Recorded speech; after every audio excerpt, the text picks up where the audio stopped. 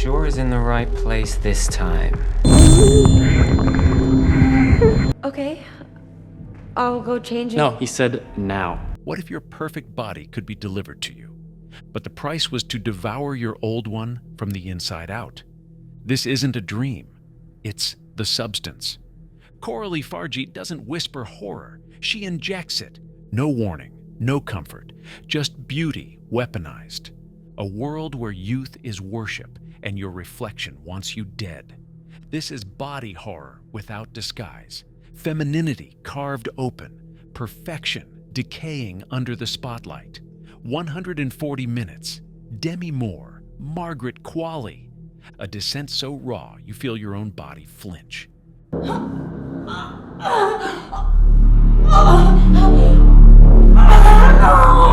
When it's over, you won't know whether to breathe or peel off your skin.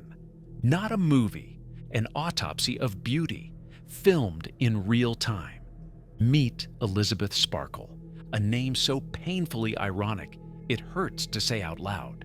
Once upon a time, she was America's sweetheart, the television goddess, the face that sold dreams and fantasies in one broadcast smile. Her laugh was currency, her image gospel. She wasn't just popular, she was essential. But Hollywood doesn't love forever. It rents affection by the decade. And when your contract expires, you don't get a goodbye. You get erased. On her 50th birthday, Elizabeth Sparkle's expiration date arrives. She's fired, not quietly, not mercifully, but with corporate precision. Her showrunners replace her with someone younger. People always ask for something new. It's inevitable. At 50, well, it stops. Someone smoother. Someone who looks like she's made algorithms and collagen. The humiliation is total. The betrayal casual. The executive doesn't even pretend to feel bad. To him, Elizabeth isn't human. She's spoiled meat. The cameras turn away. The lights go off. And for the first time, Elizabeth is left in silence. But silence, in Farjeet's world, is where horror begins to whisper. Among the debris of her vanity, she finds something. A small USB stick, unmarked, humming with promise. A phone number, a name, the substance. The offer is beyond science, beyond sanity.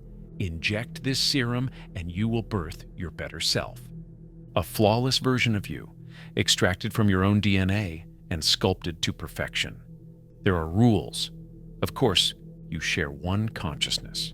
You switch bodies every 7 days. You must stabilize with the serum. You cannot cheat the balance. But Elizabeth is desperate, and desperation is deaf to reason. So she injects, and the transformation is not graceful. It's a symphony of agony. Her spine splits, her skin stretches, her body ruptures like an egg birthing something alien and divine. When it's over, she looks upon her creation, and from the wreckage of her flesh, Sue is born. Sue is everything Elizabeth used to be, but perfected.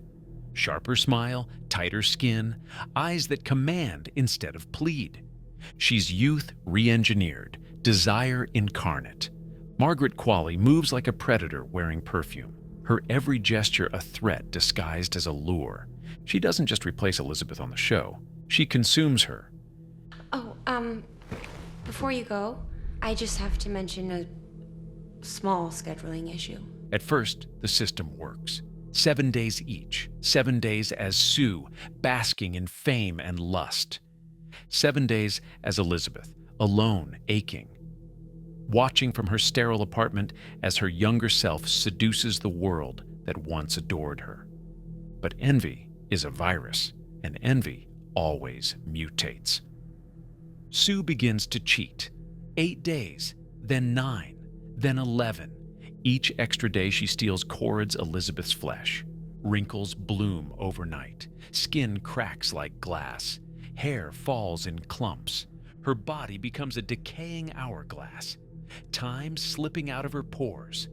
The resentment grows. Sue, radiant and adored, grows drunk on worship.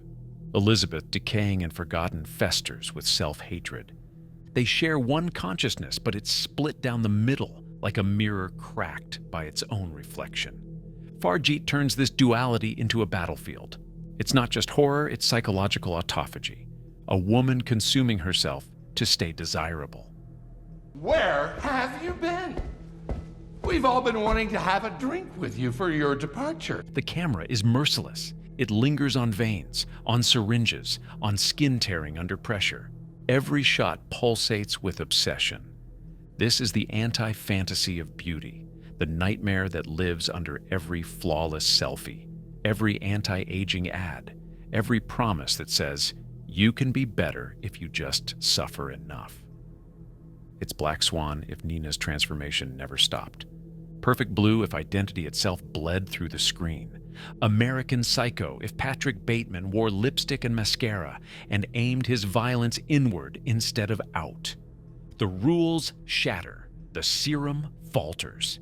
Elizabeth can no longer contain Sue, and Sue refuses to yield. They are locked in a biological war for dominance. I thought that Miss Sparkle... She moved out. I'm the new tenant. Sue. A consciousness cannibalizing itself for control of one body. Elizabeth tries to kill Sue, but how do you murder your own reflection? Every cut bleeds both ways. Every attack echoes inside her. It's like trying to drown your shadow. So she turns to something darker, a forbidden sequence, a third experiment, a final attempt to reclaim herself. The result isn't rebirth, it's mutation. Her flesh twists into something unholy. Bone grinds against bone. Veins burst like overripe fruit. From the wreckage emerges a new creature, a hybrid of Elizabeth and Sue, a tumor given will. A monster that is all hunger and memory. I'm 503? Yes. Yes, hi. There's been a slight misuse of the substance. Monstro Elisa Sue. Demi Moore gives the performance of her life here. This isn't just acting, it's a self-exorcism. She lets the camera watch her decay, flay her vanity, strip her beauty bare. You see every vertebra collapse, every breath comes like rusted machinery, every movement screams, this is what perfection costs. And yet, in her agony, she's still trying to smile, still trying to tape herself back together. When the final act arrives, it's a horror opera. Elizabeth, or what's left of her, prepares for a grand reappearance. New Year's Eve. The stage, the audience waiting. She smears makeup on rotting skin. She staples her body into a dress that can't contain her collapsing form. And she walks out, a grotesque parody of glamour. Then the seams burst. Blood sprays like fireworks.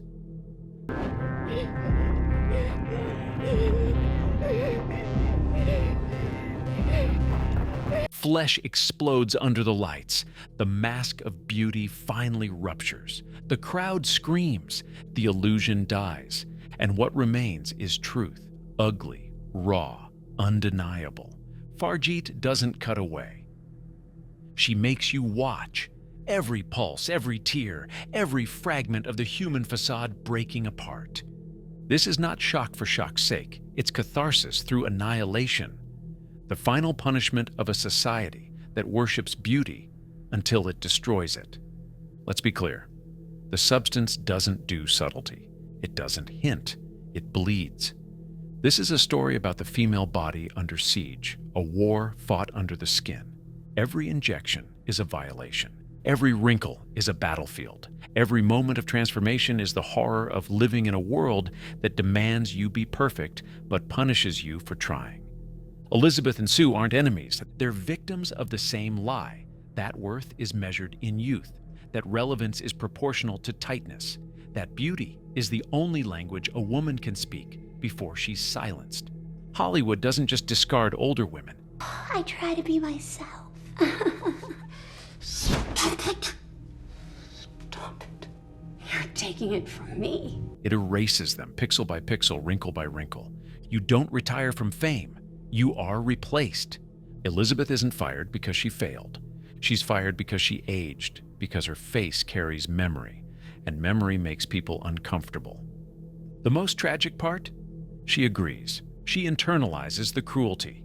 She becomes her own tormentor, injecting herself not for power, but for permission to exist. Sue, the perfect double, isn't the villain either. She's the symptom, the manifestation of society's impossible standards. A creation doomed by the same gaze that made her. Fargeet directs with rage disguised as precision.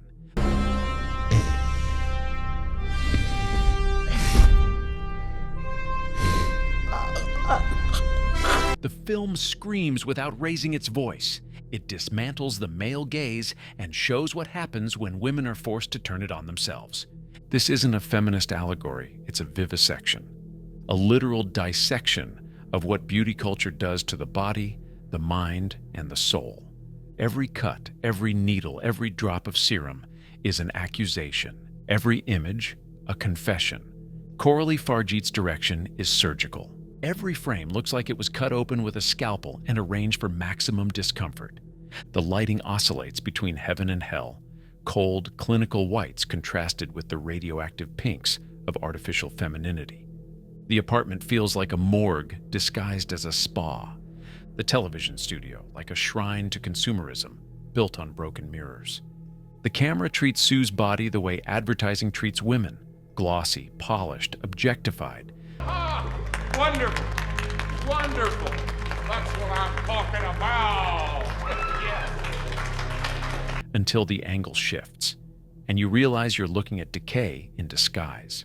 The sound design is relentless. The wet slap of tissue, the hiss of injections, the crack of a joint bending the wrong way. It's tactile horror. You don't just see it. You feel it in your stomach, and beneath all of it, there's something deeply queer. The film's fixation on identity, transformation, and bodily dysphoria touches something universal and painful. The desire to be someone else, the disgust at one's own reflection, the impossible longing to finally feel at home in your skin. Fargeet never names it, but it's there, a spectral presence beneath the blood and silicone. The idea that the body is both prison and promise, and that reshaping it can either save or destroy you. Every element of the mise-en-scène serves the same thesis. Perfection is violence. The beauty machine doesn't beautify, it mutilates in the name of worship. She wanted to be reborn, but rebirth demanded a corpse. The substance offers no redemption, no light at the end of the operating room, only truth, raw, bleeding, and merciless. It whispers the one thing Hollywood refuses to admit. Perfection is a myth, and the pursuit of it is rot. Elizabeth Sparkle didn't lose her body, she sacrificed it. She didn't fall from grace, she was pushed, then told to smile on the way down. Fargeet's film isn't horror for entertainment. It's horror as revelation, a requiem for every woman who's ever been told she expired, a mirror held to an industry that feeds on flesh, then feigns surprise when it finds blood on its hands. It's also a love letter, dark, painful, unflinching, to every woman who has looked in the mirror and felt like she was vanishing. This is cinema as protest, cinema as dissection, cinema as scream. When the lights come up, you don't applaud. You exhale, shaky and half-ashamed. You check your reflection. Not for vanity, but for survival. Because once you've seen the substance, it doesn't leave you. It infects you. It crawls under your skin, whispers in your ear, and makes you question every filtered face you scroll past. And in that quiet moment, when you ask yourself, how much of me is real and how much is performance, you'll understand the film's final cruelty. The answer isn't meant to comfort you. It's meant to destroy you.